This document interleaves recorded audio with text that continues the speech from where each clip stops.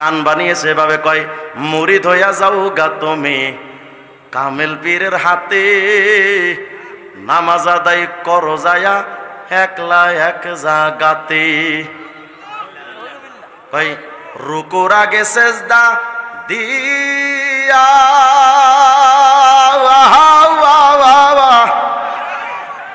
আছে না নাই? কি কইলো? কই নামাজ পড়বা একলা এক জায়গায়, মানে জামাতে পড়তে পারবা না। নাউজুবিল্লাহ কয় না। কয় রুকুর আগে সেজদা দিবা। বলেন রুকু আগে না সেজদা আগে? আরে জালেমরা কয় রুকুর আগে সেজদা দিয়া সামনেতে থাকো চাহিয়া রে, তোমার মুর্শিদ আছে আপন হালে, আহসানে সুরাতে তার কাবাতে থাকে পরওয়ার। গানটা কত সুন্দর না শুনতে, কিন্তু কত বড় ডাহা মিথ্যা কথার কুফরি কালাম বলেছে জানেন? কয় তুমি যখন সেজদা দিবে তো মনে রাখবে তোমার পরওয়ার আল্লাহ আছে কাবায়, আর তুমি যখন সেজদা দিবা কল্পনা করবা তোমার সামনে তোমার পীর বাবা। সেজদা দিবেন কারে? কোন পীরকে সেজদা যাওয়া জায়েজ না হারাম? আল্লাহর নবীর সামনে একদিন আয়েশা সাহাবী হযরতে সালমান আল ফারসি এসে নবীজির পায়ে যখন সেজদায় পড়ে গেলেন, আল্লাহর নবী বলেন লা তাসজুদ লি ইয়া সালমান, এই সালমান আমি নবীর পায়ে সেজদা দাও কেন, মাথাটা উঠাও। ওয়াসজুদ লিল হাইয়্যিল্লাযী লা ইয়ামুত, এই সালমান আমি নবীর সেজদা দিও না, এমন রবরে সেজদা দাও যেই রব কখনো মারা যাবে না। কপাল ফাটা মুসলমান, আল্লাহর নবী বলেন মরণশীল মানুষের পায়ে সেজদা দিও না। আর ভণ্ডরা মরা পীরের কবরে গিয়া সেজদা লাগায়। মুসলমান না মুশরিক? বলেন বলেন মুসলমান না মুশরিক? বাবার কাছে গিয়া কয় বাবা ভাগ্য পাল্টা দে। যা দেখলাম বাবারই কপাল খারাপ, কাপড় চোপড় দূরের কথা জাঙ্গাও নাই। ল্যাংটা বাবার আছে না নাই? বাবার কাছে গিয়া কয় বাবা সন্তান দে। সন্তান বাবা দেওয়ার ক্ষমতা রাখে না, সন্তান দেওয়ার মালিক আল্লাহ ছাড়া কোন নবীও না। ইব্রাহিম খলিলুল্লাহ 86 বছর হয়ে গেছে, সন্তান হয় না। অবশেষে আল্লাহকে বলেন রব্বি হাবলি মিনাস সলিহিন, আল্লাহ আমি ইব্রাহিমের একটা সন্তান দেন। জাকারিয়া আলাইহিস সালাম এমন জলিল কদর নবী, চুল দাড়ি পেকে গেছে, সন্তান নাই। আল্লাহর কাছে হযরতে জাকারিয়া নবী বলেন আল্লাহ আমি জাকারিয়ার একটা সন্তান দেন। আমাদের নবীর 11 জন বিবির মধ্যে খাদিজাতুল কুবরা ছাড়া বাকি 10 জন স্ত্রীর ঘরে সন্তান হয় নাই। বোঝা গেল সন্তান দেওয়ার মালিক কোন নবীও না, সন্তান দেওয়ার মালিক একমাত্র কে? বলেন সন্তান দেওয়ার মালিক কে? সবকিছু ক্ষমতার মালিক একমাত্র কে? পীর মুরিদি করো, সুন্নাত তরিকায় করো। পৃথিবীর সর্বশ্রেষ্ঠ পীর হলেন মুহাম্মদ রাসূলুল্লাহ, সর্বশ্রেষ্ঠ মুরিদ হলেন আবু বকর সিদ্দিক। এই মুমিন কন মারিফাতের দোহাই দিয়া বিশ্বনবী কোনদিন নামাজ ছেড়েছেন? সিদ্দিক আকবর কোনদিন নামাজ ছেড়েছেন? নারী পুরুষ একসাথে নিয়ে কোনো গান বাদ্য করেছেন? পীর হলেন তিনি গুনাহ ছাড়ার সবক দিবেন যিনি, পীর হবেন তিনি নবীর সুন্নাত তরিকায় চলার সবক দিবেন যিনি, তারাই হলেন পীর। যেই পীরের মাথা থেকে পা পর্যন্ত সুন্নাতের নূর চমকায়, যেই পীরের কথায় সুন্নাতের নূর ঝরে, যেই পীরের কথায় মুরিদে ওজিফার মধ্যে সুন্নাতের নূর ঝরে, তিনি হলেন পীর। কারণ সুন্নাত এমন একটা পথ, যে পথ বান্দাকে আল্লাহ পর্যন্ত পৌঁছাইতে কোনো বাধা বিঘ্নতা ঘটায় না। শেষ একটা কথা আপনাদের উদাহরণ বলে আমি শেষ করে দিচ্ছি। আপনাদের এলাকায় মনে করেন কসবা এলাকার একটা ছেলে বিয়ে করেছে কুমিল্লা শহরে, শুনতেছি ভাইরা? ছেলের বাড়ি কসবায়, মেয়ের বাড়ি কুমিল্লায়, বিয়ে হলো। বিয়ের আগ পর্যন্ত ছেলে পক্ষ আর মেয়ে পক্ষের সাথে কোনো সম্পর্ক ছিল না। বিয়েটা যখন হয়ে গেল, বিয়ে হওয়ার সাথে সাথেই ছেলে পক্ষ মেয়ে পক্ষের ভেতরে একটা অনুপম ভালোবাসা তৈরি হয় না হয় না? কেন? বিয়েতে শুধু কবুল বলার কারণে। মনোযোগ দিয়ে শোনেন, বিয়েতে ছেলে পক্ষ মেয়ে পক্ষের মাঝখানে কবুল বলায় উভয় পক্ষের মধ্যে গভীর এক সম্পর্ক তৈরি হলো। কিন্তু ঘটনা চক্রে 1 মাস পর হঠাৎ করে বিয়েটা ডিভোর্সড। তাকান তাকান, উদাহরণটা শুনেন, তাহলে বুঝতে আল্লাহ পাকের একটা আয়াত বুঝতে খুব সহজ হবে। এদিক শুনেন। বিয়ে হওয়ার মধ্যে কবুল বলার পর উভয় পরিবারের মধ্যে সম্পর্কটা গভীর হলো, কিন্তু ঘটনাক্রমে 1 মাস পর ছেলে মেয়ের মধ্যে বনিবনা হলো না, ডিভোর্সড হয়ে গেল, তালাক। বলেন তো, তালাক হওয়ার পর বিয়ের আগে উভয় পরিবারের মধ্যে যেই সম্পর্কটা ছিল, তালাক হওয়ার পরে ওই সম্পর্কটা কি আর থাকবে? থাকবে?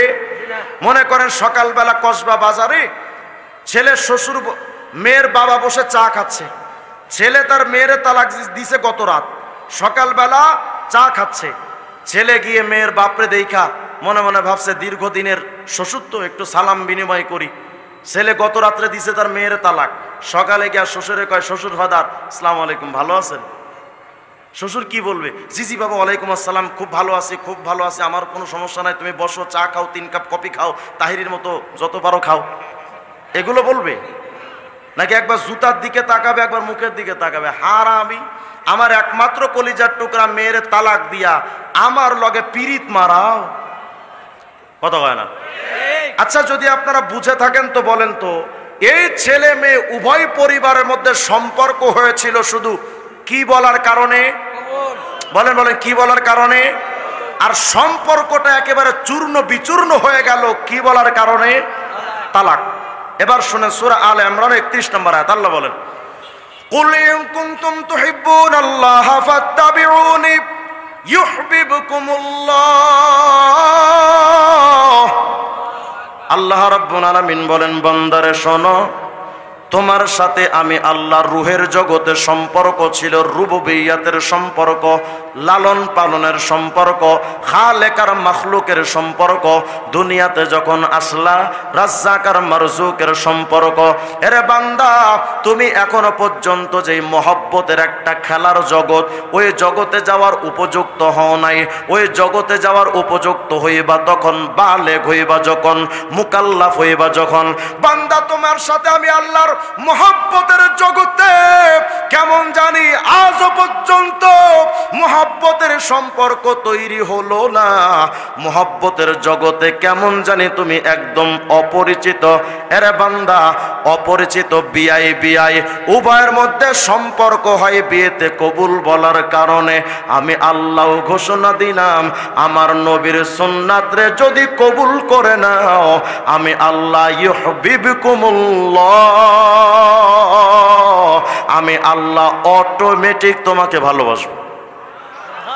আর যদি বান্দা আমার নবীর সুন্নাতরে তালাক দাও, যতই তুমি সুন্নাতরে তালাক দিয়া যত বড় তুমি বড় মারেফাতি হও না কেন, যত বড় তাবলীগওয়ালা হও না কেন, যত বড় মাদ্রাসার মুহাদ্দিস হও না কেন, যত বড় তুমি পীর হও না কেন, যত বড় তুমি যা হও না কেন, নাম দিতে পারো সুন্নি, সুন্নাতের যদি খবর না থাকে, আল্লাহ পাক বলেন, আমার সুন্নাতরে যদি নবীর সুন্নাতরে যদি তালাক দাও, ওই উভয় পরিবারের মধ্যে তালাক হইলে যেমন কোন সম্পর্ক থাকে না, আমার নবীর সুন্নাতরে তালাক দিয়া যতই হাক্কু হুক্কু ক্যাক্কু কুক্কু জিকির করো, কোনোই লাভ হবে না।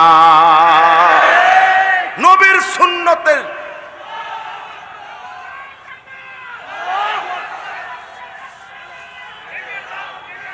নবীর সুন্নতের মাধ্যমে আল্লাহকে পাওয়া যায়।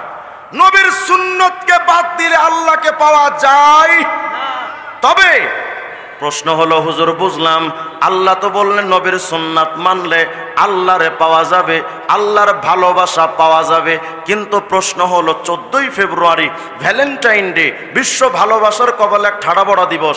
এই দিবসে তো হুজুর দেখি কপতি নারী পুরুষরা, ছেলে মেয়ে একজন আর একজনের সাথে যে সম্পর্ক তৈরি হয়, ছেলে যদি প্রেমের প্রস্তাব নিয়ে মেয়ের কাছে যায় তো ছেলের হাতে দেখে গোলাপ ফুলের তোড়া, রজনীগন্ধা, কথা কয় না?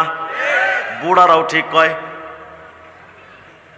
ছেলে যখন প্রেমের প্রস্তাব নিয়ে গেল মেয়ের কাছে, একটা গোলাপ ফুলের তোড়া অথবা রজনীগন্ধা থাকে, একান্ত এই ছেলেটা যদি ফইন্নের পোলা হয়, অন্তত কাগজের মধ্যে লেখে জরিনা, পত্রের শুরুতে রইল লাল গোলাপের শুভেচ্ছা, কথা কয় না?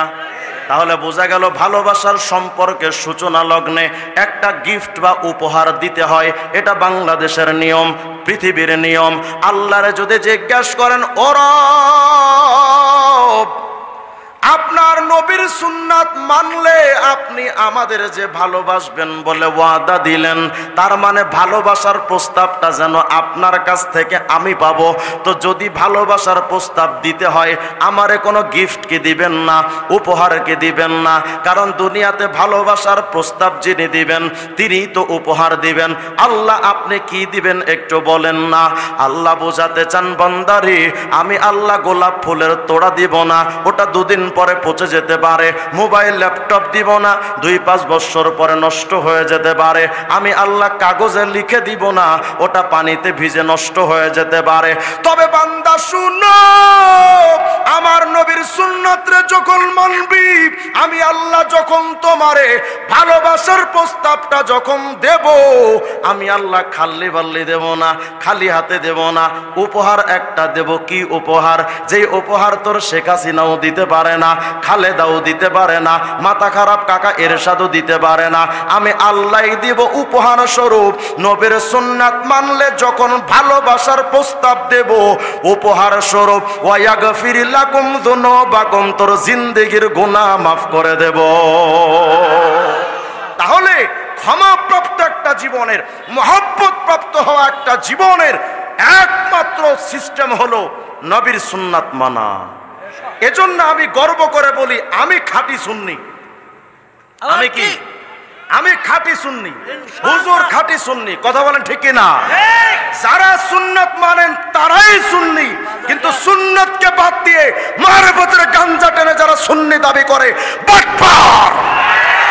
আপনাদের এই এলাকায় ব্রাহ্মণবাড়িয়া, কুমিল্লা এবং এই সমস্ত অঞ্চলে যতগুলো বাউল শিল্পী সবগুলো লালনের ভক্ত।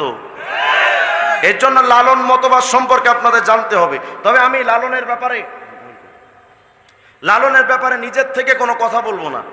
হয়তো আমি যদি ডাইরেক্ট আপনাদেরকে মুখস্থ বলতে থাকি, হয়তো অনেকে বলবেন যে হুজুর আপনি নিজের তরফ থেকে সব বলতেছেন। এজন্য আমি লালনের বই নিয়ে আসছি। এটা লালনের নিজস্ব লেখা না, কারণ লালনের নিজস্ব লেখা কোনো বই নাই। এগুলো সব লালনের সঙ্গীত সমগ্র। তার ভক্তরা তাদের দরবার থেকে যে বইগুলো বের করে রোদেলা প্রকাশনী থেকে, সেই বইগুলো আমি নিজে তাদের লোক থেকে আমি কিনে আনছি। দেখেন এখানে লালনের কিছু বক্তব্য আছে। আমাদের বাংলাদেশে দেখেন অনেক বাউল শিল্পীরা আছে যারা বলে পীরি খোদা, পীরি নবী, এমন অনেক কথা কয় না? কথা কয় না দি। কুমিল্লার একজন শিল্পী আছে, মাইজ ভান্ডারীর মুরিদ, গান গায়, কয় মোরশেদ খোদা মোরশেদ রাসূল, দিলে মনে করছি কবুল। আমি মনে হয় কবর জিয়ারত করতে আসছি মনে হয়।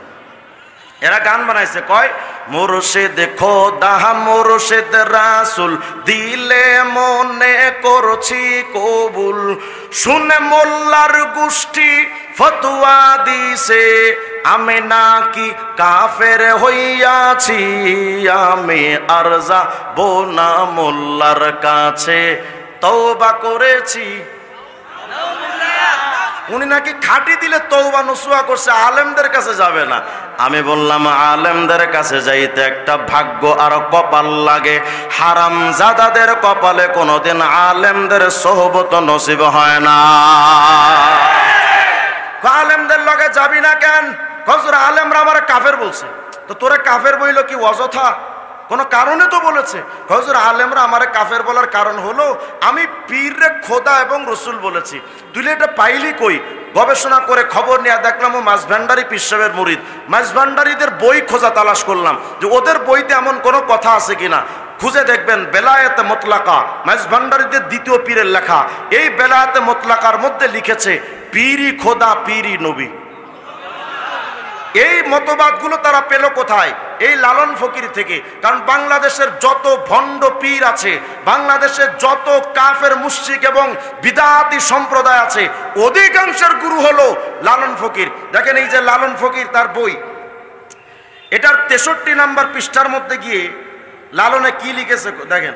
একটা গান লালন কি কয়, বইটার নাম অখণ্ড লালন সঙ্গীত, পৃষ্ঠা নাম্বার 63।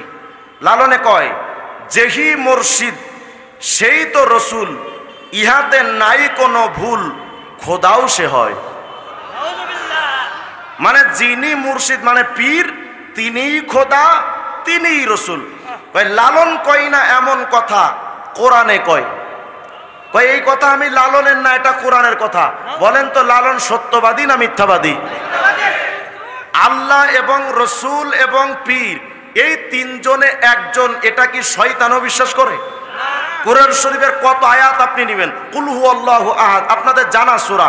আল্লাহু লা ইলাহা ইল্লাহু লা তা'বুদু ইল্লা ইয়া, লা ইলাহা ইল্লাহু, অসংখ্য আয়াত এমন আছে আল্লাহ ছাড়া কোনো মাবুদ নাই, আল্লাহ ছাড়া কোনো মাবুদ নাই। কিন্তু এই জালেমরা বলে আল্লাহই পীর, আল্লাহই রসুল, আল্লাহই সব, মানে পীর রসুল পীরই খোদা, এর মধ্যে কোনো ত্রুটি নাই। বলেন এই লালন এবং তার ভক্তরা মুসলমান না কাফের? আরো জোরে কোন। এই গানটার ব্যাখ্যা করতে গিয়ে ঠিক এই বইটার 82 এবং 83 নম্বর পৃষ্ঠার মধ্যে লিখেছে, আমি যদি আপনাদেরকে বিরক্ত করে না ফেলি তাহলে একটু পড়তে হবে, একটু সময় লাগবে। বিরক্ত হবেন আপনারা? এদের মতবাদ সম্পর্কে জানা দরকার, কারণ অনেক বড় বড় বাউল শিল্পী আপনাদের এলাকায় এসে আলেমদের বিরুদ্ধে বক্তব্য দিয়ে যায়, অথচ ওদের ইমান যে কোন নরাধমে কত নিম্নে যে পড়ে আছে ওদের কোনো খবর থাকে না। এজন্য বাউল সম্রাট লালনের সমস্ত মতবাদ জানতে পারলেই সমস্ত বাউলদের মুখোন্মোচন করা সম্ভব।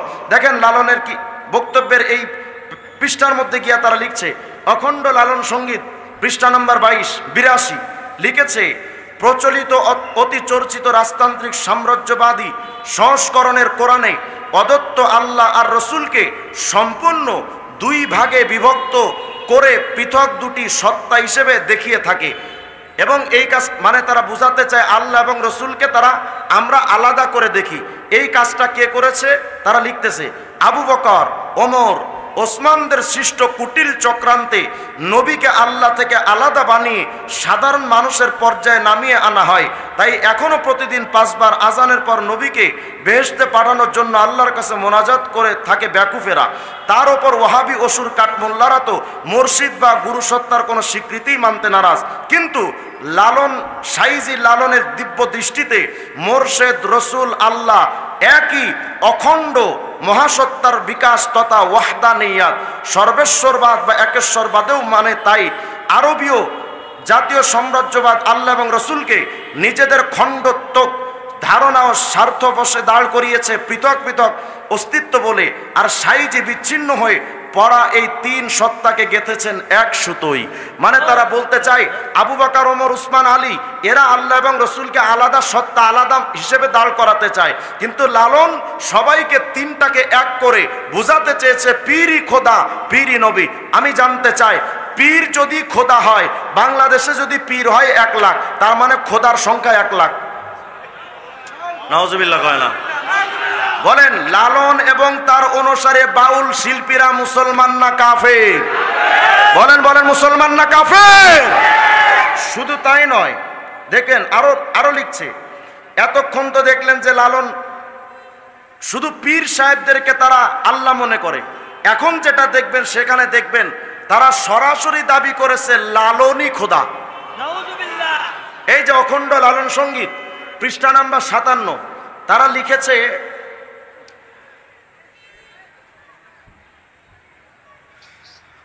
মোর্শেদকে মানিলে খোদার মান্য হয়, সন্দেহ যদি হয় কাহারও কোরআন দেখিলে মিটে যায়।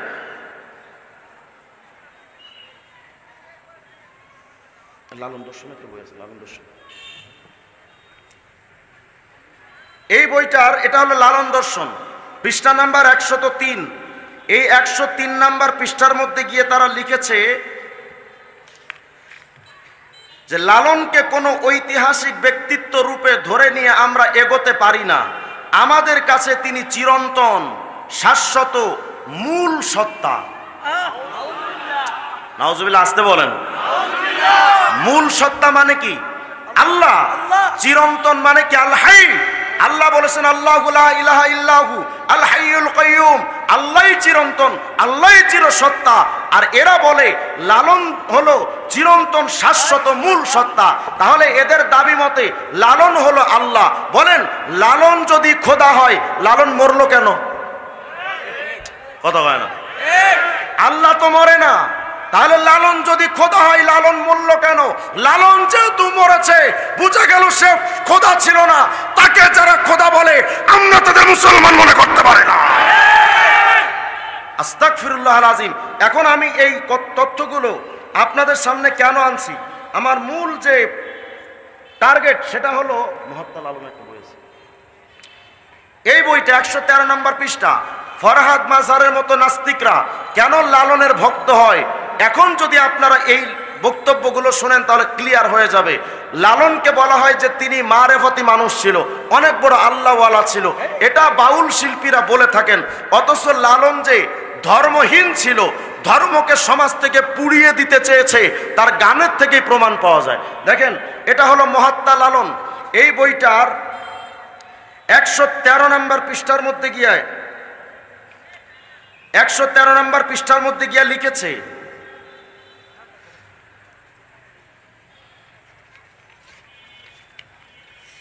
তারা বলে লালনের একটা গান, আমরা তো মনে করি লালন ইসলামের অনেক বড় মারেফতি মানুষ ছিল, তাহা মিথ্যা কথা। লালনের এই যে মহাত্মা লালনের বইয়ের মধ্যে তার গানটা লেখা হয়েছে 113 নম্বর পৃষ্ঠা। লালন বলেছে, এমন মানব সমাজ কবে গো সৃজন হবে যেদিন হিন্দু মুসলিম বৌদ্ধ খ্রিস্টান জাতি গোত্র নাহি রবে। মানে লালন বলছে এমন সমাজ কবে আমি পাবো যেদিন হিন্দুও থাকবে না, মুসলমানও থাকবে না, খ্রিস্টানও থাকবে না। তো হিন্দু মুসলমান খ্রিস্টান যদি না থাকে থাকবে কি? নাস্তিক। কথা হয় না, কোন ধর্ম না থাকলে থাকবে তো নাস্তিক। তাহলে বোঝা গেল নাস্তিক্যবাদকে সমাজে প্রতিষ্ঠা করাই ছিল লালনের মূল টার্গেট। এরপরে লালন কয়, ধর্মকুল গোত্র জাতির তুলবে না গো কেহ জিকির। মানে কেউ এমন একটা সমাজ কবে হবে যেদিন কোনো জাতি ধর্ম থাকবে না এবং কেউ কোনো জিকির করবে না। আস্তে কোন নাউজুবিল্লাহ। এখন আপনারা নিজেদেরকে নাম দেন, আপনারা মারেফতি বিরাট বড় বড় গুরু ঠাকুর, আপনারা অনেক বড় বড় মানে মানবতার এবং মারেফতের অনেক বড় স্পিকার, বিভিন্ন সমাজে আপনারা জিকির করেন। আপনাদের লালনই তো কয় যে এমন কোন সমাজ তৈরি করতে যেদিন কোনো জিকির রাখা যাবে না। এখন আপনি আমাকে বলেন, যেই লোকটা ইসলাম উঠিয়ে দিতে চায়, ধর্ম উঠিয়ে দিতে চায়, আল্লাহর জিকির তুলে দিতে চায়, সে কি মুসলমান না কাফের? এরপরে দেখেন মহাত্মা লালনের 118 নম্বর পৃষ্ঠা। লালন বলেছে, জাত না গেলে পাইনে হরি, কিসার জাতের গৌরব করি সুস্নে বলিয়ে। লালন কয়, জাত হাতে পেলে পুরাতাম আগুন দিয়ে। বুঝেন নাই? জাত মানে ধর্ম, তারে বক্তব্য মতে জাত মানে কি? ধর্ম। লালন কয়, জাত হাতে পেলে পুরাতাম আগুন দিয়ে। তার মানে ইসলাম বা কোনো ধর্ম যদি হাতে পেতাম এগুলো আগুন দিয়ে পুড়িয়ে ফেলতাম। তাহলে আমি আপনাদের কাছে জানতে চাই, লালনের মতবাদ ইসলামের মতবাদ না নাস্তিক্য মতবাদ? সুতরাং নাস্তিকদের পক্ষে ফরহাদ মাজারের মতো নাস্তিক্যবাদ লালন মতবাদ গ্রহণ করবে, এটা আমরা বিস্মিত হই না। তো আমরা স্পষ্ট করে বলি, ফরহাদ মাজারদের দিয়া যদি বাংলাদেশে লালন মতবাদকে প্রতিষ্ঠিত কেউ করতে চায়, প্রত্যেকটা ঘরে ঘরে দাউ দাউ করে আগুন জ্বলে উঠবে।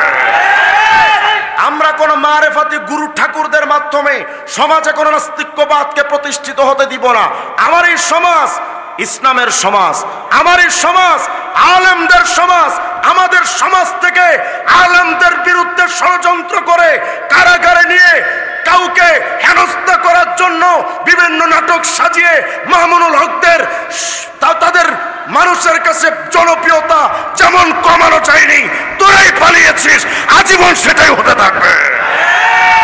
আমাদের ইসলাম থেকে, মানুষ থেকে, আমাদের মন থেকে, জনসাধারণ থেকে মুসলমানদের মায়া তুলে ফেলবা।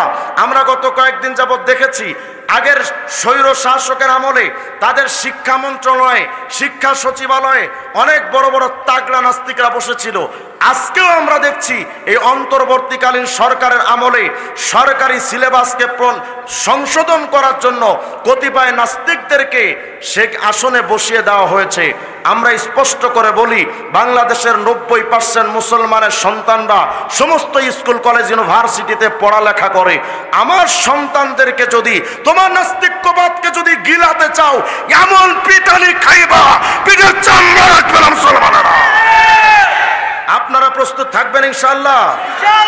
আমার ইসলামকে যদি নাস্তিক্যবাদের বলয়ে ধ্বংস করে দিতে চায়, ইসলামকে যদি মারেফাতের স্লোগান দিয়ে কেউ ধ্বংস করে দিতে চায়, আমরা প্রত্যেকটা মানুষ মুসলমানেরা ইসলামের সৈনিক হয়ে দাঁড়িয়ে যাব।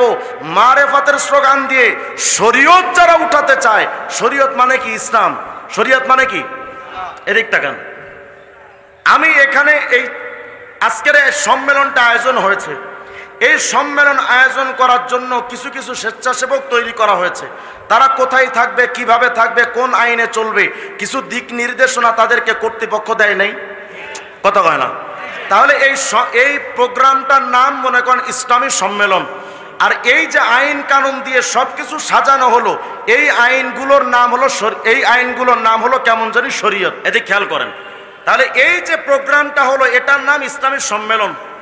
আর এই প্রোগ্রামটা আয়োজন করার জন্য যে নীতিমালা দিয়ে স্বেচ্ছাসেবকদের তৈরি করা হলো, এটার নাম হলো নীতিমালা। এমন নীতিমালা বাংলাদেশেও একটা আছে। বাংলাদেশ কিভাবে চলবে তার নাম সংবিধান। তার নাম কি? সংবিধান। তাহলে বাংলাদেশ চলবে কেমনে, তার আইন কানুন নীতিমালার নাম সংবিধান। ইসলাম ধর্ম চলবে কেমনে, তার সমস্ত আইন কানুনের নাম হলো শরীয়ত। তাহলে শরীয়তকে যদি কেউ বাদ দেয়, এর অর্থ দাঁড়ায় শরীয়ত মানি না মানে আমি ইসলামই মানি না। কথা কয় না? আমাদের বাংলাদেশে অনেক মারেফাতি লোক আছে যারা বলে আমরা মারেফাত মানি, শরীয়ত মানি না। তাহলে বোঝা গেল তারা মুসলমানই না। আর কথা কয় না? মুসলমানরা কোনোদিন শরীয়তকে অস্বীকার করতে পারে? শরীয়ত বাদ দেয়া কোনোদিন মারেফাত হয়? যারা আমাদেরকে মনে করেন আমরা পীর বিরোধী, আল্লাহর কসম আমিও পীরের মুরিদ। আমার পীর ছিলেন কায়েদে মিল্লাত আল্লামা জুনায়েদ বাবুনগরী রাহিমাহুল্লাহ। আমার বর্তমান পীর মুফতি আব্দুল ওয়াহিদ কাসিমি দামাত বারাকাতুহুম, যার ডান পাশে আমি বসে আছি, তিনিও একজন রানিং পীর সাহেব। আমরা এখানে যারা কওমে ওলামায়ে কেরাম, আমরা কেউ পীর বিরোধিতা করি না। সত্যিকার অর্থে যারা কোরআন সুন্নাহ দিয়া পীর মুরিদি করেন, আমরা তাদের অবশ্যই সাপোর্ট করি। কিন্তু পীর মুরিদির নামে, মারেফতের নাম দিয়া শরীয়তকে বাদ দিবা, এমন পীর মুসলমান হতে পারে না। এরা গান বানাইছে। কি গান জানেন? কয় পাগল মরলে বাতি জ্বলে, মুন্সি মরলে জ্বলে না। মানে কি জানেন? আমরা যারা শরীয়ত মানি, আমরা মরলে তো আমাদের কবরে মোমবাতি জ্বলে না, এজন্য আমাদের নিয়ে ঠাট্টা করে গায়। তাদের পাগল ছাগল যদি মরে, তাহলে তাদের কবরের ওপরে তো মোমবাতি জ্বলে, এজন্য গান বানাইছে। পাগল মরলে বাতি জ্বলে, মুন্সি মরলে জ্বলে না। পাগলার কাছে খোদা আছে, কান্নার দলে দেখে না। টুন টুনা টুন। তার মানে এরা বলতে চায় তাদের কোন পাগল মরলে কবরে তো মোমবাতি জ্বলে। মোল্লারা যদি সত্যিকার অর্থে আল্লাহওয়ালা হতো, তাহলে তাদের কবরেও তো মোমবাতি জ্বলতো। আমি বললাম, বেটা তোরা যে দুনিয়াতে শরীয়ত বাদ দিয়া মারেফতের গাঞ্জা আগুন খাইছস, এখন তোর কবরের ভেতরে যে আগুন জ্বলে, ওটার প্রমাণ হলো তোর ওপরেও জ্বলে। ওরা কয় হুজুর খবরদার গাঞ্জার বিরুদ্ধে কইবেন না, গাঞ্জা খাবার দলিল আছে। কি আছে? গত কয়েকদিন আগে এক বেচারা গাঞ্জা খাওয়ার দলিল পেশ করছে। কি দলিল? ফাবি আইয়ি আলাই রাব্বিকুমা তুকাদ্দিবান। আল্লাহর কোন কোন নিয়ামতকে তুমি অস্বীকার করবা? তো গাঞ্জাও তো নিয়ামত। আমার একটা গল্প মনে পড়ে গেছে। কই, বিরক্ত হবেন না তো? মেথর চেনেন আপনারা? মেথর কথা কয় না। এই এখানে কথা বলা যাবে না তো ভাই। মনে করেন আপনাদের এলাকার একজন গুরুত্বপূর্ণ মেথর সকালবেলা যাচ্ছেন বাথরুম সাফ করার জন্য, হাতে একটা বালতি আছে আর কেরোসিনের বোতল। সম্পদ দুইটা নিয়ে উনি অগ্রসর পরিষ্কার করতে যাবেন বাথরুম। আচ্ছা, বাথরুম পরিষ্কার করতে যাওয়ার সময় এই কসবা বাজার দিয়ে যাচ্ছিলেন। এখন বাজারের পাশে অনেক আতরের দোকান থাকে না? কথা না কইলে সমস্যা। বেচারা আতরের দোকানের সামনে দিয়ে যাচ্ছে, উনি কিন্তু খাঁটি মেথর। যখন আতরের দোকানদারের সামনে দিয়ে যাচ্ছে, দোকানদার সবে মাত্র তার দোকানের শাটারটা খুলছে সকালবেলা। এখন আতরের দোকানের ভেতরে ঘ্রাণ থাকে না, যখন শাটারটা খুলছে তো ভেতর থেকে ঘ্রাণ বের হয়ে লাগবে না লাগবে, লাগছে মিস্টার মেথরের নাকি। মেথরের নাকি কি আর আতর সহ্য হয়? যখন নাকে মাত্র আতর লাগছে ঘ্রাণ, মেথর টাস করে জমিনে পড়ে গেছে।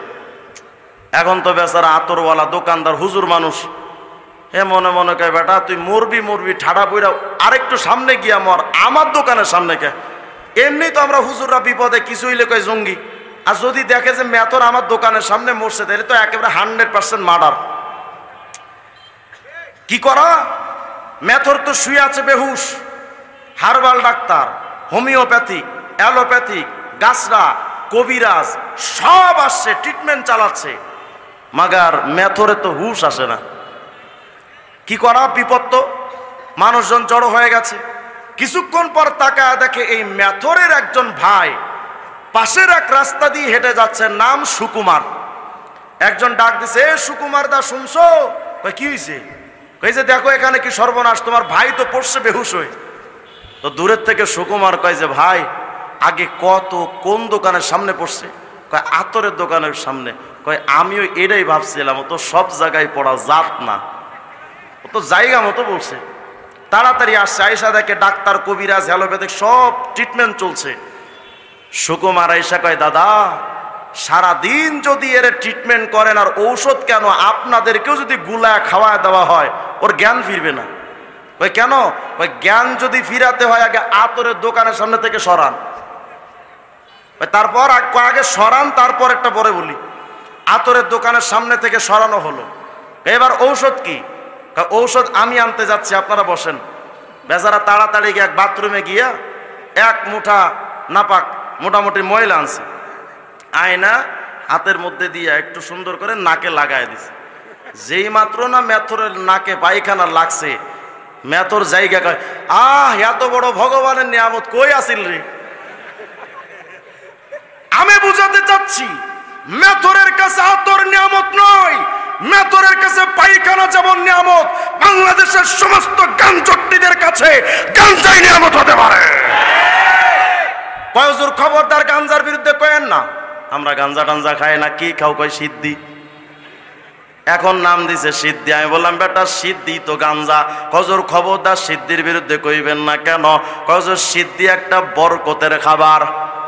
আচ্ছা এত বড় বরকতের খাবার সিদ্ধি খাইলে কি হয়? কয় হুজুর সিদ্ধি খাইলে বুদ্ধি বাড়ে। কেমন বুদ্ধি বাড়া বাড়ছে? সিদ্ধি খায়া বাড়িতে এসে বউরে কয় ও মা দুটো ভাত দেওয়া যাবে মা, বুদ্ধি বাড়ছে। মুসলমান ভাইরা আমরা হক্কানি পীরের বিরোধিতা করি না, আল্লাহর কসম। যেই পীর আমাকে কোরআন সুন্নাহ দিয়ে আমার জীবন চালানোর মশওয়ারা যিনি আমারে দিবেন আমি তারে মানি, কিন্তু আমার শরীয়ত বাদ দিয়া পীরের পায়ে আমার সেজদা দিতে বলবে, পীরের কাছে সন্তান নেওয়ার কথা বলবে, আল্লাহর কসম এগুলোরে আমরা পীর কেন পীরের জাতও মনে করি না। বাবার কাছে গিয়া কয় বাবা সন্তান দে, খবর নিয়ে দেখেন বাবারই সন্তান নাই। কথা কয় না? সন্তান দেওয়ার মালিক কে? যারা পীর মুরিদি করেন আমাদেরকে ওয়াহাবি মনে করে, যারা আমাদেরকে গালি দেন, আল্লাহর কসম খাজা মুঈনুদ্দিন চিশতি রহমতুল্লাহ আলাইহিকে আমরা কিন্তু প্রাণ ভরে ভালোবাসি। আমরা মনে করি উপমহাদেশের মধ্যে একজন সর্বশ্রেষ্ঠ আল্লাহ ওয়ালা বুজুর্গ, আশিকে রাসূল, আশিকে বিল্লাহ, আল্লাহ পাকের এক খাস বান্দা খাজা মুঈনুদ্দিন চিশতি রহমতুল্লাহ আলাইহি। তার সূত্র ধইরা তোমরা যারা আমাদেরকে পীর বিরোধী মনে করো, শুনো খাজা মুঈনুদ্দিন চিশতি কি মারিফাতের চর্চা করেছিলেন না শরীয়তের চর্চা করেছিলেন? সেই ইতিহাস যদি আপনি খুঁজে দেখেন তাহলে শরীয়তের বিরুদ্ধে কথা বলা মানে খাজা মুঈনুদ্দিনের বিরুদ্ধে কথা বলা। খাজা মুঈনুদ্দিন চিশতি রহমতুল্লাহর 18 জন মুরিদ। উসমান হারুনি হলেন খাজা মুঈনুদ্দিন চিশতি রহমতুল্লাহ আলাইহির পীর। শুনতেছি কথা, মনোযোগ দেন। খাজা মুঈনুদ্দিন চিশতি রহমতুল্লাহ আলাইহি তখনও পীর হননি, খাজা উসমান হারুনির কাছে তিনি যাতায়াত করতেন। 18 জন মুরিদ খাজা উসমান হারুনির। একদিন এশার নামাজের পর খাজা উসমান হারুনি বলছেন, দেখো ভাই, যারা আজকে আমার সাথে এশার নামাজ পড়েছো, আগামীকাল সকালে ফজর যদি আমার সাথে যদি তোমরা জামাতের সাথে পড়তে পারো, তাহলে মনে রেখো তোমরা নিশ্চিত জান্নাতি। কিন্তু এই কথা যারা প্রচার করবে তারা নিশ্চিত জাহান্নামী। এই কথা বলে দিলেন খাজা উসমান হারুনি। রাত্রবেলা সবাই চলে গেলেন। সেই ধারাবাহিকতায় খাজা মঈনুদ্দিন চিশতি রহমতুল্লাহ তিনিও চলে গেলেন। কেউ এই তথ্য প্রকাশ করা যাবে না। সকালবেলা খাজা উসমান হারুনি তাকায় দেখেন তার মসজিদে হাজার হাজার হাজার মানুষের সমাগম। কিরে আশ্চর্য ব্যাপার, এত মানুষ! খাজা উসমান হারুনি জিজ্ঞেস করলেন নিজের মুরিদদের, 18 জন মুরিদ, 17 জনকে জিজ্ঞেস করেছেন, এই তুমি কি এই কথা প্রচার করেছো যে সকালে যে ব্যক্তি আমার সাথে জামাতে পড়বে সে নিশ্চিত জান্নাতি? এই যে কথা আমি বলেছিলাম রাতের বেলা, আমি বলেছিলাম তোমরা এই কথা প্রচার করতে পারবে না, করলে জাহান্নামে যাবে, তো তুমি করেছো? কয় না হুজুর আমি বলি নাই। তুমি করেছো? কয় না হুজুর আমি বলি নাই। তুমি বলেছো? কয়জন? না আমি বলি নাই। 17 জন মুরিদের কেউ বলেনি। সর্বশেষ যিনি, তিনি হলেন খাজা মঈনুদ্দিন চিশতি। খাজা উসমান হারুনি বলেন, বাবা খাজা মঈনুদ্দিন, তুমি কি বলে দিয়েছো মানুষকে যে সকালে আমার সাথে নামাজ পড়লেই জান্নাতে? কিন্তু আমি তো বলেছিলাম যে ব্যক্তি বলবে সে জাহান্নামে যাবে। তুমি কি পীর মানো না? খাজা মঈনুদ্দিন চিশতি বলছেন, খাজা উসমান হারুনি বলছেন খাজা মঈনুদ্দিন চিশতিকে, কারণ উসমান হারুনি পীর। জিজ্ঞেস করছেন তুমি কি প্রচার করেছো? আমি না নিষেধ করেছিলাম যে কথা বললে জাহান্নামে যাবে? তোমার কি জাহান্নামের ভয় ডর নাই? খাজা মঈনুদ্দিন চিশতি রাহিমাহুল্লাহ বলছেন, হুজুর আমি আপনাকে মানি ততক্ষণ, শরীয়তের সীমাবদ্ধতায় আপনি আছেন যতক্ষণ। আপনি শরীয়তের বিরুদ্ধে যদি চলে যান, আমি আপনাকে মানতে রাজি নই। কারণ লা তাআতা লি মাখলুকিন ফি মাসিয়াতিল খালিক, আল্লাহর নাফরমানি হয় এমন কোন ক্ষেত্রে আমি বাপ মা পীর কিছুই মানি না। তুমি বললা কেন? খাজা মঈনুদ্দিন চিশতি বলে, হুজুর আপনি রাতের বেলা 2টি কথা বলেছিলেন, যেই ব্যক্তি ফজরের নামাজে আপনার সাথে শরীক হবে সে জান্নাতে যাবে, আর যে ব্যক্তি প্রচার করবে সে জাহান্নামে যাবে। আমি 2টা কথাকে কোরআন এবং সুন্নাহ শরীয়তের সামনে দাঁড় করালাম। আমি দাঁড় করিয়ে দেখলাম আপনার 2টি কথার মধ্যে একটা কথা শরীয়ত সম্মত, আর একটা কথা শরীয়ত বিরোধী। কয় কোনটা? কয় হুজুর আল্লাহ রসুল তো বলেছেন আসসালাতু মিফতাহুল জান্নাহ, নামাজ জান্নাতের চাবি। সুতরাং নামাজ যেহেতু জান্নাতের চাবি, ফজরের নামাজে জামাতে শরীক হলে সে জান্নাতে যাবে, এটা তো নবীর কথা, এটা আমি মানি। কিন্তু আপনি যে বলেছেন যে যে ব্যক্তি এই ভালো কথাটা প্রচার করবে সে জাহান্নামে যাবে, কিন্তু আমি হাদিসে পড়েছি আদ-দাল্লু আলাল খাইরি কাফাইলিহি, ভালো কথা প্রচার করনেওয়ালা ওই কাজ করনেওয়ালাদের সমপরিমাণ সওয়াব পাবে। কিন্তু আপনার কথা অনুযায়ী দেখলাম ভালো কথা প্রচার করলে জাহান্নামে যেতে হবে, নবীর কথা অনুযায়ী ভালো কথা প্রচার করলে জান্নাতে যেতে হবে। আপনার কথার সাথে শরীয়ত প্রণেতা নবীর কথার কোনো মিল ছিল না, এজন্য প্রথমটা মানি, দ্বিতীয়টা মানি নাই। খাজা উসমান হারুনি নিজের জায়গা থেকে দাঁড়িয়ে বলে, হ্যাঁ খাজা, আমি তো এটাই চেয়েছিলাম, আমি বুঝতে চেয়েছিলাম, আমি জানতে চেয়েছিলাম, পরীক্ষা নিয়েছিলাম আমার মুরিদদের মধ্যে কে খেলাফত পাওয়ার যোগ্য।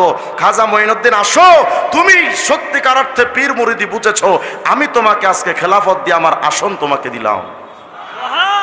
এখন খাজা মঈনুদ্দিন চিশতি রাহিমাহুল্লাহর ভক্ত হইয়া তুমি যে শরীয়তকে বাদ দিয়েছো, এই শরীয়ত বাদ দেওয়ার ইতিহাস কই পেলে তুমি? নাস্তিকরা শরীয়ত মানে না, শয়তান শরীয়ত মানে না। তুমি যদি শরীয়ত না মানো, তোমার মধ্যে আর শয়তানের মধ্যে কোনো তফাৎ থাকতে পারে না। বলেন শরীয়ত ছাড়া মুসলমান হওয়া যায়? এরা এখন বিরাট বড় বড় মুফতি সাহেব মানে, এদের একজন অনেক বড় মুফতি সাহেব আছে। এই মুফতি সাহেবের নাম কি জানেন? আলহাজ হযরত মাওলানা মুফতি মুমতাজ বেগম ভাবি, বিরাট বড় মুফতি সাহেব। আরে বাপরে বাপ, কত বড় বড় ফতোয়া দেয়।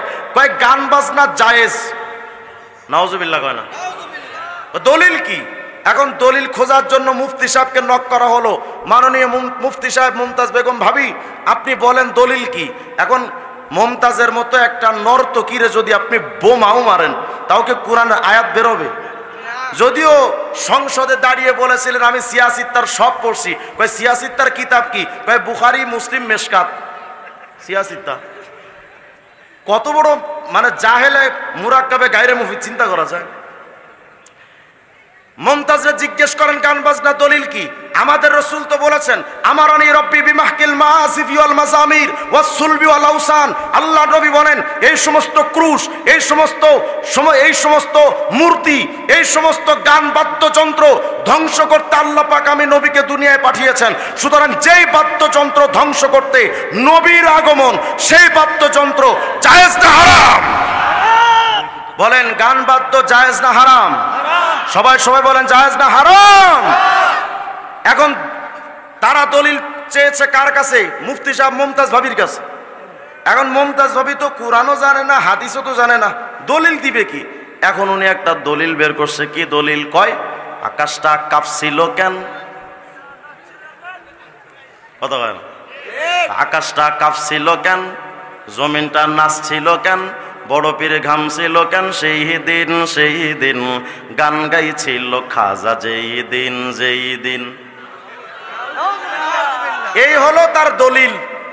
ওলামায়ে কেরাম, হাফেজ সাহেব যারা আজকে পাগড়ি নিবা, কওতে এটা কোন সূরার আয়াত? এটা বুখারী শরীফের হাদিস। দলিল দিছে খাজা মঈনুদ্দিন চিশতি যেদিন গান বাজনা করছেন সেদিন আকাশ কেঁপেছে, জমিন নেচেছে। তাই বললাম, ভাবি আকাশ যদি কাঁপে আর জমিন যদি নাচে তো বিল্ডিং গুলো ছিল কেমনে? বলেন গান বাজনা জায়েজ না হারাম? খাজা মঈনুদ্দিন চিশতি রহমতুল্লাহ আলাইহির মতো এত বড় একজন প্রখ্যাত বুজুর্গ, তিনি কোনদিন বাদ্যযন্ত্র করে গান গেয়েছেন এটা শয়তানও বিশ্বাস করে। এজন্য আমি মনে করি শয়তান দূরের থেকে মুস্কি মুস্কি হাসে আর মুমতাজরে কয়, মুমতাজ তুই আমারও হারায় দিলি। এরা আজকে পীর মুরিদি করতে গিয়ে ইসলামকে এমন ভাবে বাদ দিয়েছে। সাত তবক জমিন আসমানের একচ্ছত্র মালিক একমাত্র কে? আল্লাহ তাআলা বড় মেহেরবানি করে আমাদেরকে এখানে এনেছেন। খুব দামি মজলিস, দামি মজমা। মুহতারাম হাজিরিন, যেহেতু আজকে এখানে অনেক বড় বড় আলোচকরা রয়েছেন, একটু আগে আপনাদের সামনে আলোচনা করেছেন হেফাজত ইসলাম বাংলাদেশের মহাসচিব, আমাদের সকলের মুরব্বী হযরতুল আল্লামা সাজিদুর রহমান সাহেব হুজুরদামাত বারাকাতুহুল্লাহ আলিয়া, আরও দেশ বরেণ্য ওলামায়ে কেরাম আপনাদের সামনে আলোচনা করবেন। আমার সময় খুব সংক্ষিপ্ত, খুব স্বল্প সময় বিস্তৃত আলোচনা করা এটা অনেক কঠিন ব্যাপার। তবু আমি সামান্য কয়েকটি কথা আপনাদের সামনে পেশ করার চেষ্টা করব ইনশাআল্লাহ। বাকি আপনাদের কাছে অনুরোধ, একটু পরিবেশটাকে সুন্দর করে গোছানো দরকার। একটু সবাই আল্লাহু আকবার বলে দাঁড়ায় যান তো ইনশাআল্লাহ। সবাই দাঁড়ান, আল্লাহু আকবার। সবাই দাঁড়ান। পেছনে যে ভাইয়েরা দাঁড়িয়ে আছেন সবাই মেহেরবানি করে একসাথে হয়ে সামনে এসে খালি জায়গা পূরণ করে বসে পড়েন। বসেন সবাই, বসেন বসেন বসেন, বসে পড়েন। পেছনে যে সমস্ত ভাইয়েরা দাঁড়িয়ে আছেন তারাও একটু ভেতরে চলে আসেন, পরিবেশটা সুন্দর করি। আজকে আপনাদের এখানে অনেক বড় বড় আলোচক তারা বয়ান করবেন, পরিবেশটাকে আগের থেকে আপনাদের গুছিয়ে রাখা উচিত। স্বেচ্ছাসেবক ভাই যারা আছেন রাস্তার পাশে অনেকে দাঁড়িয়ে আছেন, তাদেরকে একটু ভেতরে বসার জন্য সহযোগিতা করেন। ব্যাস বসেন। এবার আওয়াজ দিয়ে বলেন আল্লাহু আকবার। মুহতারাম হাজিরিন, আমরা বড় ভাগ্যবান উম্মত যে আমরা নবী মুহাম্মদ রাসূলুল্লাহ সাল্লাল্লাহু আলাইহি ওয়াসাল্লামের মতো এমন একজন নবী পেয়েছি। আমাদের এটা বড় ভাগ্যের ব্যাপার যে আল্লাহ পাক আমাদের মতো অধমদের কপালে এমন একজন নবী দিয়েছেন। এদিক তাকান ভাই, এদিক তাকান, এদিক তাকাতে সময় কম, মনোযোগ এদিক সেদিক থাকলে আমি মুনতাসির হয়ে যাই। আমাদের বড় ভাগ্যের ব্যাপার যে আমরা এমন একজন নবী পেলাম। কিন্তু আফসোস আর দুর্ভাগ্যের ব্যাপার, নবী পেলাম মহান, কিন্তু সেই নবীকে বাদ দিয়ে দুনিয়াতে যারা আকাম কুকাম করে দুনিয়াটা ভরে ফেলেছে, মানার ক্ষেত্রে আমরা সেই আকাম্মা মানুষগুলোরে মানি, নবীকে মানি না। একটু আগে হযরত ওয়ালা আলোচনা করেছেন নবী আলাইহিস সালামকে সুন্নাত মানার ফজিলত নিয়ে। আমি হুজুরের আলোচনার পরবর্তী ধাপটা আপনাদের সামনে বলতে চাই, আমরা নবীকে মানবো কেন? আর মানার জন্য তো কিছু কারণ থাকে। নবীকে আমরা মানবো কেন, কি কারণে তাকে মানতে হবে? তাহলে এখন আমি যদি আপনাদেরকে প্রশ্ন করি, মানার জন্য কি কি কারণ দরকার? হ্যাঁ, আপনারা বলবেন হুজুর কেউ কাউকে যদি মানতে চায় হয়তো চেহারা সৌন্দর্যের কারণে মানে, অথবা চারিত্রিক সৌন্দর্যের কারণে মানে, অথবা যোগ্যতার কারণে মানে, উন্নত পরিবারের মানুষ হলে তাকে মানে, সেরা ব্যক্তিত্বের অধিকারী যদি হয় হয়তো তাকে মানে, শ্রেষ্ঠ শিক্ষাবিদ হলে তাকে মানা হয়, শ্রেষ্ঠ রাজনীতিবিদ হলে তাকে মানা হয়, শ্রেষ্ঠ সমাজ সংস্কারক হলে তাকে মানা যায়, শ্রেষ্ঠ স্বাধীনতার স্থপতি হলে তাকেও মানা যায়, স্বাধীনতার ঘোষক হলে তাকেও মানা যায়, শ্রেষ্ঠ বিজ্ঞানী হলে তাকেও মানা যায়, শ্রেষ্ঠ ডাক্তার হলে তাকেও মানা যায়। আরে যদি এই কারণে অমুক তমুককে মানা যায়, তাহলে আমি যদি আপনাকে প্রশ্ন করি আমার নবীর মধ্যে বলো তুমি কোন জিনিসটা ছিল না? চেহারা সৌন্দর্যের কথা বলো তা আমার নবী সর্বসেরা, চরিত্রের কথা বলো তা আমার নবীর চরিত্রের সার্টিফিকেট দিয়েছেন খোদ আল্লাহ তাআলা, যদি ব্যক্তিত্বের কথা বলো তাহলে আমি বলবো জিবরিল আমিনের সেই কথা, কাল্লাবতু মাশারিকাল আরদি ওয়া মাগারিবাহা ফালাম আরা আফজালা মিন মুহাম্মদ। হযরত জিবরিল আমিন বলেছেন, আমি জিবরিল পৃথিবীর এক প্রান্ত থেকে অপর প্রান্ত পর্যন্ত ঘুরেছি, প্রত্যেকটা মানুষকে আমি খুঁজে খুঁজে দেখেছি, কিন্তু মুহাম্মদের চাইতে এত বড় ব্যক্তিত্বওয়ালা, এত বড় গায়রতওয়ালা, এত বড় আত্মমর্যাদা সম্পন্ন ব্যক্তিত্বের অধিকারী আমি জিবরিল আমিনের চোখে পড়ে নাই। তাহলে আমি বলতে চাই আমার নবী চেহারা সৌন্দর্যে সবার সেরা, চারিত্রিক সনদে সর্বসেরা, ব্যক্তিত্বের অধিকারে সর্বসেরা।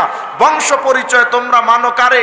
চৌধুরী বংশকে। তো আমার নবীর বংশটা কেমন? আল্লাহ রাসূল আলাইহিস সালাম বলেন সমস্ত গোত্রের মধ্যে বনি হাশিম গোত্রটা সর্বসেরা। জিবরিল আমিন বলেছেন, কাল্লাবতু মাশারিকাল আরদি ওয়া মাগারিবাহা ফালাম আরা আফজালা মিন বনি হাশিম। আমি জিবরিল আমিন তো পৃথিবীর এক প্রান্ত থেকে অপর প্রান্ত পর্যন্ত ঘুরেছি। হ্যাঁ, আমি দেখেছি সর্দার বংশ, আমি দেখেছি শেখ বংশ, আমি দেখেছি গাজী বংশ, আমি দেখেছি চৌধুরী বংশ, কিন্তু আমি জিবরিলের চোখে বনি হাশিমের চাইতে এত মর্যাদা সম্পন্ন কোন বংশ আমি জিবরিলের চোখে পড়ে নাই। ভাই, আমি আপনাকে বুঝাতে চাই কোন দিক থেকে আমার নবীকে আপনি হারাতে চান? চেহারা, চরিত্র, ব্যক্তিত্ব, বংশ পরিচয়, তো সব দিক থেকে আমার নবী সেরা। হ্যাঁ, যদি বলেন হুজুর আমার নবীকে তো মানতে হবে, এটা বুঝলাম, কিন্তু শিক্ষা দীক্ষা যদি না থাকে তারে মানুষ মানে কেমনে? আমাদের নবী তো শিক্ষা দীক্ষা ছিল না। হ্যাঁ, আমি মেনে নিচ্ছি দুনিয়ার এই কারিকুলামে, দুনিয়ার এই চলমান ধারায় আমার নবীর শিক্ষা ব্যবস্থায় কোনো স্কুলে যান নাই, কলেজে যান নাই, ইউনিভার্সিটিতে যান নাই। তবে তোমরা কাকে মানো? জাফর ইকবালরে মানো? শাহরিয়ার কবিররে মানো? তোমরা কাকে মানো? তোমরা ফরহাদ মাজহারকে মানো? তোমরা অমুক তমুক হুমায়ুন আজাদ বেজাতের মতো লোককে মানো? তো ঠিক আছে, আমি তোমাকে প্রশ্ন করতে চাই, যদি শিক্ষার কারণে তোমরা জাফর ইকবালকে মানতে পারো, শাহরিয়ার কবিরকে মানতে পারো, তাহলে আমি তোমাকে বলি তোমার শাহরিয়ার কবির, তোমার জাফর ইকবাল শিক্ষিত হয়েছে, বড় বড় ইউনিভার্সিটিতে পড়ে এসেছে, কেউ বা অক্সফোর্ড বিশ্ববিদ্যালয়, কেউ বা বড় বড় বিভিন্ন উন্নত রাষ্ট্রের বিশ্ববিদ্যালয়ে পড়ালেখা করে। তোমার জাফর ইকবাল, তোমার শাহরিয়ার কবির কি হয়েছে? তারা সামান্য একটা ইউনিভার্সিটির শিক্ষক। আর আমার নবী তো দুনিয়ার কোনো ভার্সিটিতে পড়া ছাড়া গোটা দুনিয়ার শিক্ষক। তুমি আমার নবীকে কোন দিক থেকে হারাতে চাও? শিক্ষা দীক্ষার ব্যাপারে? হ্যাঁ, তুমি বলতে পারো হুজুর নবী তো উম্মি নবী। উম্মি কাকে বলে? মাল্লা ইয়াকদিরু আলাল কিতাবাতি ওয়াল কিরাআ, যিনি লিখতেও পারেন না, পড়তেও পারেন না, তাকে তো মানা যায় না। হ্যাঁ, আমি এটা বিশ্বাস করি। তুমি যে আমার নবীকে উম্মি বলতে চাও, তবে শুনে রাখো তোমাদের শিক্ষিত মানুষ যারা, তারা কিন্তু এক শিক্ষায় পাণ্ডিত্য অর্জন করে। যিনি ব্যবসায়ী তিনি রাজনীতি বুঝে না, যিনি রাজনীতিবিদ তিনি কৃষিবিদ হতে পারে না, যিনি আর্টস নিয়ে পড়ে তিনি সায়েন্স নিয়ে পড়তে পারে না। তোমার শিক্ষকরা বাংলায় পণ্ডিত হলে ইংলিশে কাঁচা, ইংলিশে যদি মহাপাণ্ডিত্য অর্জন করে আমেরিকা থেকে বাংলাদেশে এসে যখন এয়ারপোর্টে নামে, ওর সাথে যদি কথা বলতে চান ও ইংলিশে পাকা, কিন্তু বাংলায় যখন কথা কয় বোঝার কায়দা নাই ওটা বাঙালি না রোহিঙ্গা। তোমার শিক্ষকরা তো এক ব্যাপারে পণ্ডিত, সর্ব ব্যাপারে পণ্ডিত না। তবে চলো, হযরত আব্দুল্লাহ ইবনে সালাম ইহুদিদের পণ্ডিত ছিলেন, নবীজির কাছে আসলেন। খরিদাতুল আজাইব নামক কিতাবের মধ্যে আসছে হযরতে আব্দুল্লাহ ইবনে সালাম ইহুদিদের পণ্ডিত এসে বলছেন, মুহাম্মদ আজিব আনহাদা, আজিব আনহাদা, আজিব আনহাদা, মুহাম্মদ এটার জবাব দাও, ওটার জবাব দাও, ওটার জবাব দাও। আল্লাহ রসুল তো কোনো স্কুলে পড়া ছাত্র নন, কোনো ইউনিভার্সিটির বড় ডিগ্রি প্রাপ্ত কোনো ছাত্র নন। আমার নবী কোনো ক্ষেত্রেই কোনো ভার্সিটিতে কোনো প্রতিষ্ঠানে পড়ালেখা করলেন না, কিন্তু আব্দুল্লাহ ইবনে সালাম কোনো প্রশ্ন করেছেন জাগতিক ব্যাপার নিয়ে, কোনো প্রশ্ন করেছেন সৌরজগৎ নিয়ে, কোনো প্রশ্ন করেছেন ঊর্ধ্ব গগন নিয়ে, বিভিন্ন জ্ঞানে বিভিন্ন প্রশ্ন যখন নবীর কাছে ছুড়ে দিয়েছেন, অনেকগুলো প্রশ্ন, আল্লাহর নবী প্রত্যেকটা প্রশ্নের জবাব টাস টাস করে যখন দিয়েছেন, তখন আব্দুল্লাহ ইবনে সালাম ইহুদিদের পণ্ডিত বলেছিলেন, মুহাম্মদ আমার আর বুঝতে বাকি নাই, লাকাদ উতিতা উলুমুল আউয়ালিন ওয়াল আখিরিন, ও মুহাম্মদ আমার আর বুঝতে বাকি নাই, তুমি শুধু এক জ্ঞানে জ্ঞানী নও, আগের পরের সব জ্ঞান আল্লাহ তোমাকে দান করেছেন। তুমি যদি বলো হ্যাঁ আমার নবী তো বড় কোনো ডিগ্রি আনেননি, হ্যাঁ আমি এটা বলবো, আমার নবী তো ইন্ডিয়ার কোনো ভার্সিটি থেকে ডিগ্রি পাননি, তিনি তো আমেরিকার কোনো ভার্সিটি থেকে ডিগ্রি পাননি, তিনি লন্ডন জাপান বিভিন্ন দেশের কোন প্রতিষ্ঠান থেকে তিনি ডিগ্রি পাননি। আরে মিয়া, আমার নবী দুনিয়ার এই ভারতের সার্টিফিকেট দিয়া কি করবেন? আমার নবী আমেরিকার ডিগ্রি কি করবে? আমার নবী তো ডিগ্রি এনেছেন সুবহানাল্লাযী আসরা বিআবদিহি লাইলাম মিনাল মাসজিদিল হারাম ইলাল মাসজিদিল আকসা। আমার নবী আমেরিকার ডিগ্রি কি করবে? লন্ডনের ডিগ্রি কি করবেন? চীন জাপানের ডিগ্রি কি করবে? আর আমার নবী তো ডিগ্রি এনেছেন সরাসরি আল্লাহর পাকের পক্ষ থেকে। তুমি আমার নবীকে কোন দিক থেকে হারিয়ে দিতে চাও? বলবেন হ্যাঁ হুজুর নবী তো ডাক্তার ছিলেন না, তো বলো তোমার ডাক্তার কি করে? বলে হুজুর আমার ডাক্তার অনেক বড় MBBS ডাক্তার, বিভিন্ন দেশ থেকে ডিগ্রি এনেছে। ফলে কি হলো? তোমার ডাক্তারের মাথায় কিচ্ছু নাই, যা আছে মেশিনে। সামান্য একটু জ্বর নিয়ে গেলে আগে মেশিনে চেক আপ করো, তারপর একটা রিপোর্ট বের হবে। তোমার ডাক্তারের কাজ কি? রিপোর্ট দেখবে, ঔষধ লিখবে, বাস ঔষধ খাও তো সুস্থ হও। এই তো তোমার দুনিয়ার ডাক্তারদের ইতিহাস। তবে শোনো, সহিহ বুখারী 3701 নম্বর হাদিস তোমাকে স্মরণ করিয়ে দিতে চায়। আমার নবী এমন ডাক্তার ছিলেন, মেশিন লাগতো না, ঔষধ লাগতো না। সকালবেলা নবীজি আসলেন মসজিদে নববীতে, আইনা আলী ইবনে আবি তালেব, আমার আলী কোথায়? বলে রাসূল আলী তো চোখের সমস্যা, অসুস্থ আলী আজকে মসজিদে আসেন নাই। হযরত রাসূল বলেন সাহাবীরা আমার আলীকে ডাক দাও না। ফালাম্মা জা আলী, ঠিক এই বাক্যটাই সহিহ বুখারীতে আসছে। ফালাম্মা জা আলী, আলী যখন আমার নবীর কাছে আসলেন, নবী তাকায় দেখেন চোখের সমস্যা। কই, আমার নবী তো কোনো ডাক্তারের কাছে পাঠাননি, কোনো মেশিনে চেক আপ করার জন্য নবীজি যেতে বলেননি। আমার নবী কোনো মলম দেন নাই, ঔষধ লাগান নাই। তাফালা ফি আইনাইহি ওয়া দাআলাহু ফাবারা, মুখের থুতু লাগিয়েছেন তো সুস্থ হয়ে গেছে। আমার নবীকে কোন দিক থেকে হারাতে চাও? হ্যাঁ তুমি বলতে পারো হুজুর নবী ডাক্তার ছিলেন, তাও বুঝলাম, উন্নত চিকিৎসক ছিলেন, তাও বুঝলাম, শিক্ষাবিদ ছিলেন, তাও বুঝলাম। আপনার নবী তো চেহারার সৌন্দর্যের সেরা, আপনার নবী তো চারিত্রিক সৌন্দর্যের সেরা, আপনার নবী তো বংশ পরিচয় সর্বসেরা, ব্যক্তিত্বের অধিকার নবী সেরা, সব কিছু তো বুঝলাম। কিন্তু হুজুর আমরা তো বুয়েটের ছাত্র, আমরা তো সায়েন্স নিয়ে গবেষণা করি, বিজ্ঞান নিয়ে গবেষণা করি। কই হুজুর আপনার নবী তো বিজ্ঞানী ছিল না, তো অবিজ্ঞানী একজন মানুষকে আমরা বিজ্ঞান মনস্ক ছাত্র কেন মানবো? তো আমি তোমারে প্রশ্ন করি, তুমি মানো কাকে?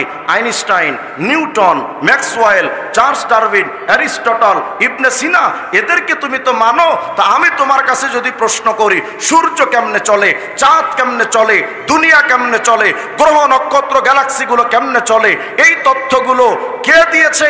বলে নাসার বিজ্ঞানীরা। তবে আমি তোমারে বলি শোনো, তোমার আইনস্টাইন যেটা পারেনি, তোমার নিউটন যেটা পারেনি, আমার নবী সেটা করিয়েছেন 1400 বছর আগে। কি প্রমাণ হুজুর? হ্যাঁ দেখুন কোরআন শরীফ খোলো, সূরা ইয়াসিন খোলো, 38 নম্বর আয়াত খোলো, ওয়াশ-শামসু তাজরি লিমুস্তাকাররিন লাহা। তোমার বিজ্ঞানীরা তো মারামারি করে সূর্য কেমনে চলে। একজন কয় সূর্য নিজের মতো করে দুনিয়াকে লক্ষ্য করে ঘোরে, আর একজন কয় আরে বেটা মিথ্যা কথা, দুনিয়া সূর্যকে লক্ষ্য করে ঘোরে। তোমার বিজ্ঞানীরা 200 বছর মারামারি করেছে সূর্য কেমনে চলে এটা বের করতে। অথচ 1400 বছর আগে যখন নাসার যন্ত্রপাতি ছিল না, বিজ্ঞানের কিছুই ছিল না, সেই 1400 বছর আগেই তো আমার নবী আল্লাহর তরফ থেকে বলে গিয়েছেন ওয়াশ-শামসু তাজরি লিমুস্তাকাররিন লাহা, সূর্য নিজের কক্ষপথে চলে। বিজ্ঞান বর্তমানে কয় হ্যাঁ সূর্য নিজের কক্ষপথে চলে। তাহলে বলেন আমার নবীর যোগ্যতার অভাব কোথায়? আমার নবীর অক্ষমতার, দুর্বলতার, কমজোরি কোথায়? যদি আমার নবীর সর্বযোগ্যতায় যোগ্যতা সম্পন্ন ব্যক্তিত্ব হয়ে থাকেন, তাহলে আমি বলি নবীকে বাদ দিয়া লেনিনের রাজনীতি কেন মানো? নবীকে বাদ দিয়া কার্ল মার্কসের রাজনীতি কেমনে মানো? নবীকে বাদ দিয়া সমাজতন্ত্র, রাজতন্ত্র, তন্ত্রমন্ত্র মেনে নবীকে বাদ দিয়ে আবার নিজেকে পরিচয় দাও মুসলমান। পক্ষপাত পার তুমি।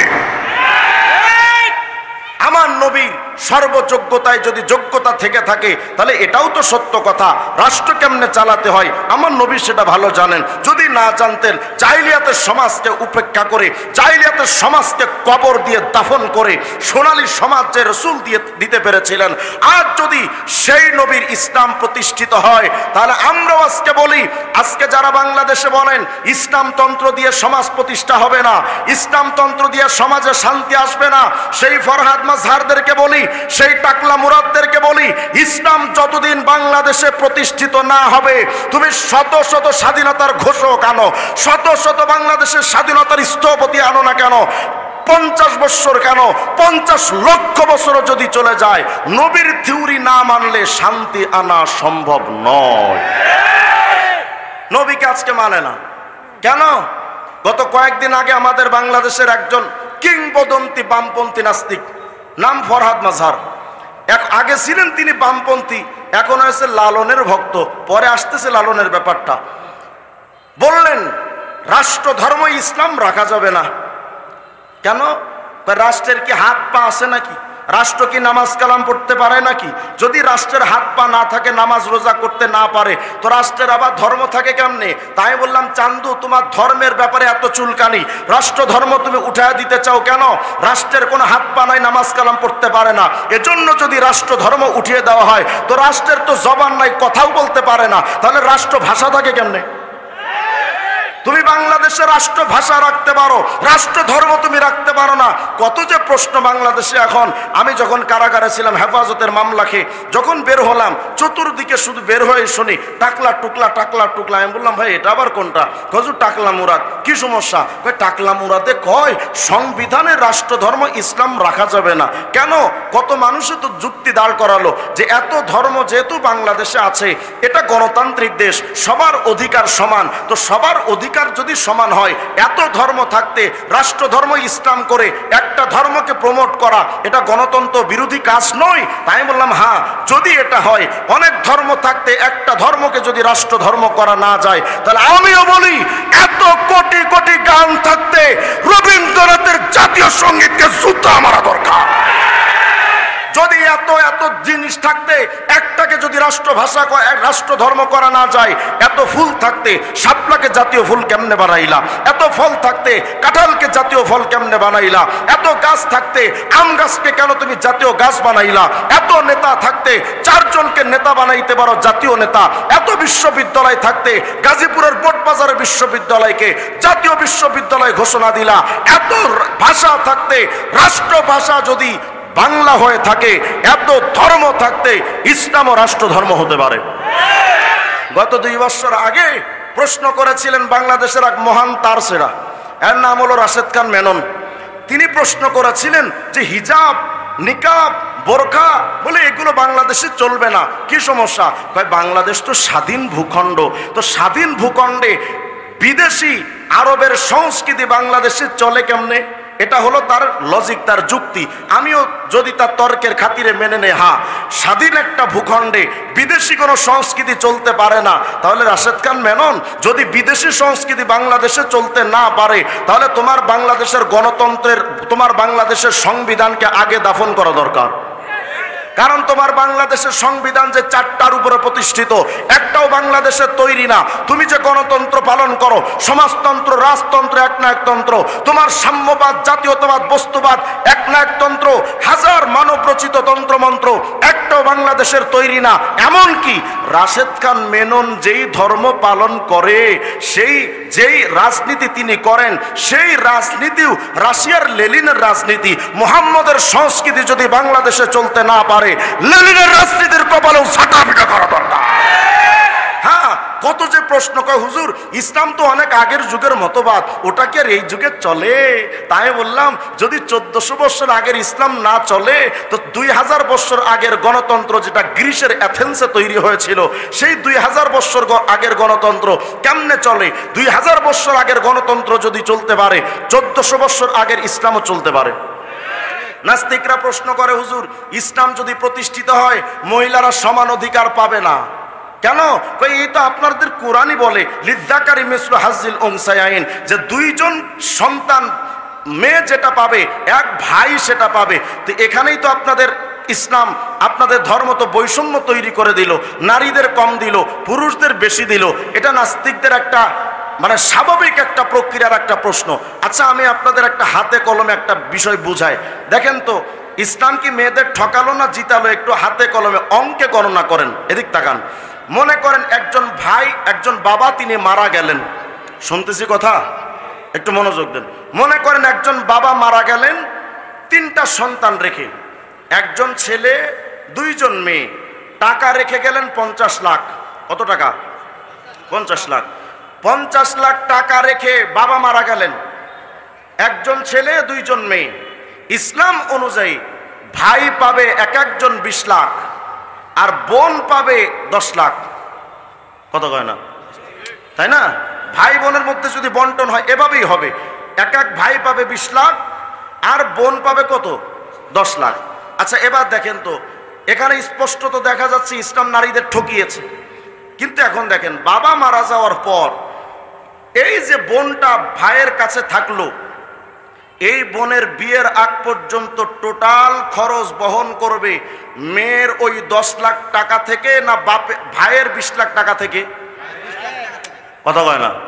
ভাইয়ের 20 লাখ। কারণ মেয়েটা বিয়ের আগ পর্যন্ত বাপের উপরে জিম্মাদারি থাকে, বাপ যদি চলে যায় তাহলে ওই বোনের ভাই হয়ে যায় অভিভাবক, ভাইয়ের উপরে টোটাল জিম্মাদারি আসে। তাহলে এই বোনটা যতদিন বিয়ে না হবে টোটাল খরচ বহন করবে ভাইয়ের সম্পত্তি থেকে। মনে করেন 5 বছর মেয়েটার বিয়ে হয় নাই, 5 বছরে খাইলো 2 লাখ, মেয়ে খাইছে কয় লাখ? মানে মেয়ের পেছনে খরচ হলো 2 লাখ। তাহলে এই 2 লাখ টাকা মেয়ের টাকা থেকে কিন্তু কাটা হয় নাই, কাটা হলো কোত্থেকে? ভাইয়ের টাকা থেকে। মেয়ের 10 লাখ কিন্তু ইনটেক আছে, মেয়ের 10 লাখে কিন্তু হাত দেওয়া লাগে নাই। খরচ হচ্ছে কোথায়? আপনারা কি বিরক্ত হচ্ছেন নাকি? একটা আওয়াজ দেন, নাইলে আমি তো মনে করবো আপনারা মনে বিরক্ত হচ্ছেন। ভাইয়ের কাছ থেকে এই 2 লাখটা কাটা হলো। তাহলে ভাইয়ের ছিল 20 লাখ, এখন আসলো কয় লাখ? কথা কয় না? কয় লাখ? 18 লাখ। আর ভাই নিজের জন্য যে ব্যয়গুলো করলো ওখানেও গেল 2 লাখ। কত থাকলো? কত থাকলো? 16। বোনের আছে কত? 10। বোনের আছে কত? 10। ভাইয়ের থাকলো কত? 16। আচ্ছা এই ভাইটা এই বোনটা যখন বিয়ে হয়ে গেল তখন বোনটা যাবে অন্য পুরুষের ঘরে, কাবিন দিল 5 লাখ, মোহরানা কত? 5 লাখ। মেয়ের হলো কত? কথা কয় না? মেয়ের হলো 10। 10 তো আগে ছিল, মোহরানায় আবার 5 হলো কত? 15। ভাইয়ের আছে কত? ভাইয়ের আছে কত? খরচ টরচ বাদ দিয়ে 16। আপনাদের কষ্ট হচ্ছে নাকি বুঝতে? ভাইয়ের তো প্রথম ছিল 20 লাখ, বোনের ছিল 10 লাখ। বোনের তো কোনো খরচ নাই, 10 লাখই থাকলো।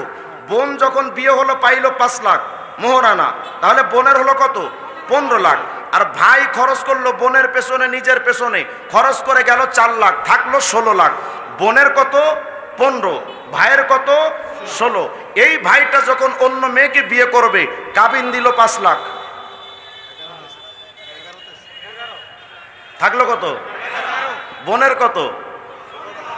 আর কথা কয় না? ইসলাম নারীদের ঠকালো না জিতালো? কথা কয় না? আচ্ছা আবার এই ভাইটা যেই মেয়েটারে ঘরে আনলো, বিয়ে করে বউ হিসেবে যারে ঘরে আনলো, তার সারা জিন্দগির টোটাল ব্যয় বহনটা স্বামীর উপরে। কিন্তু এই বোনটা যখন অন্য পুরুষের ঘরে গেল, এই বোনের পেছনে টোটাল খরচ হলো ওই বোনের স্বামীর, বোনের কোনো খরচ নাই। তাহলে বোনের 15 লাখই থেকে গেল। ভাইয়ের 11 লাখ থেকে নিজের পেছনে বউর পেছনে খরচ করতে করতে থাকলো কত? 5 লাখ।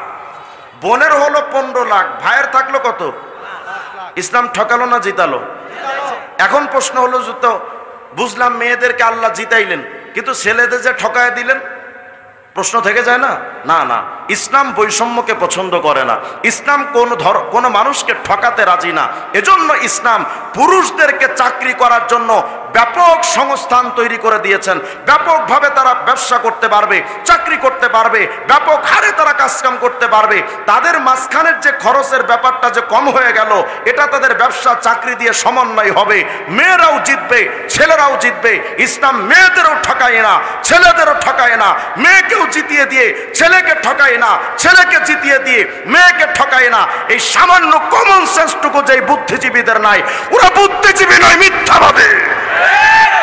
ইসলামের উপরে কত প্রশ্ন, হাজার হাজার প্রশ্ন করতে গেলে লম্বা টাইমের দরকার। আমার মূল যে প্রতিপাদ্য বিষয়টা, আমি সেদিকে যাচ্ছি। আমাদের বাংলাদেশে এমন একজন বামপন্থী, নাম তার ফরহাদ মাজহার, একসময় কাট্টা বামপন্থী ছিলেন, এখন তিনি হয়েছেন লালন গুরু। কি হয়েছে? লালন গুরু। আমি তখন ভাবলাম, কি রে, নাস্তিক আবার গুরু ভক্ত হয় কেমনে? নিশ্চয় এখানে কোনো কারণ আছে। আমি গবেষণা করে যখন দেখলাম যে লালনের মতবাদ নিয়ে একটু পড়াশোনা করা দরকার, কারণ নাস্তিকরা ওদিকে এত আকৃষ্ট কেন? তাহলে নিশ্চয়ই লালনের সাথে নাস্তিকদের কোনো সম্পর্ক থাকতে পারে। কথা কন, আমি কথা কন। ইন্নাল হামদুলিল্লাহ والصلاة والسلام على من لا نبي بعده أما بعد فأعوذ بالله من الشيطان الرجيم بسم الله الرحمن الرحيم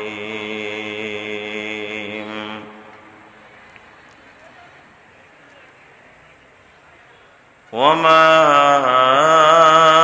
آتاكم الرسول فخذوه وما نهاكم عنه فانتهوا صدق الله العلي العظيم درشي بڑی اللهم صل على محمد وعلى آل محمد كما صليت على إبراهيم وعلى آل إبراهيم إنك حميد مجيد اللهم بارك على محمد وعلى آل محمد كما باركت على إبراهيم وعلى آل إبراهيم إنك حميد مجيد মহান আল্লাহ রব্বুল আলামিনের শাহী দরবারে লাখো কোটি শুকর যে মহান আল্লাহ তাআলা আপনাদেরকে আমাকে অত্যন্ত মেহেরবানি করে আজকের এই দিনে মজলিসে আসার বসার তৌফিক দিয়েছেন। এজন্য আল্লাহ পাকের দরবারে প্রাণ খুলে শুকরগুজার হচ্ছে। সবাই পড়ি আলহামদুলিল্লাহ। বলেন তো আওয়াজ ছেড়ে, আমরা গোলাম কার? সবাই বলেন, আমরা গোলাম কার? আমাদেরকে জীবন্ত রাখেন কে? মৃত্যু দান করেন কে? ফাঁসিতে ঝুলানোর আগে প্রাণ ভিক্ষা দেওয়ার মালিক কে? রিজিক দেওয়ার মালিক কে?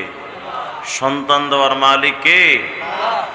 আল্লাহ পাক আমাদের সকলকে কথাগুলো বুঝে আমল করার তৌফিক দান করেন। বলেন আমিন। আসসালামু আলাইকুম।